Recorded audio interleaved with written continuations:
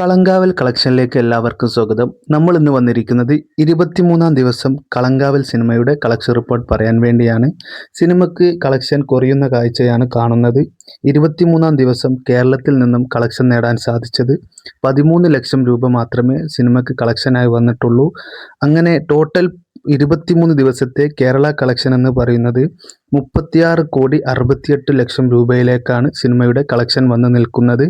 50 കോടി കേരള കളക്ഷൻ ഇതുവരെ മമ്മൂക്ക സിനിമയ്ക്ക് നേടാൻ സാധിച്ചിട്ടില്ല. ഈ സിനിമയിലും അത് ആവർത്തിക്കുക തന്നെ ചെയ്യുകയാണ്. അങ്ങനെ ടോട്ടൽ 23 ദിവസത്തെ വേൾഡ് വൈഡ് കളക്ഷൻ വന്ന് നിൽക്കുന്നത് 84,50,00,000 രൂപയിലേക്കാണ് സിനിമയുടെ ടോട്ടൽ വേൾഡ് വൈഡ് കളക്ഷൻ വന്ന് നിൽക്കുന്നത്. സിനിമ 100 കോടി കിട്ടില്ല എന്ന് 100% ഉറപ്പായിരിക്കുന്നു. മമ്മൂക്കയുടെ മറ്റു സിനിമകളുടെ കളക്ഷൻ റിപ്പോർട്ട് എങ്ങനെയാണോ അതുപോലെ തന്നെയാണ് കളങ്കാവലിൻ്റെ കളക്ഷൻ വന്ന് നിൽക്കുന്നത്. 100 കോടി കിട്ടാൻ ഒരു ചാൻസും കാണുന്നില്ല. ചാനൽ ഇഷ്ടപ്പെട്ടാൽ ഒന്ന് സബ്സ്ക്രൈബ് ചെയ്യാൻ മറക്കണ്ട. എല്ലാവർക്കും നന്ദി, നമസ്കാരം.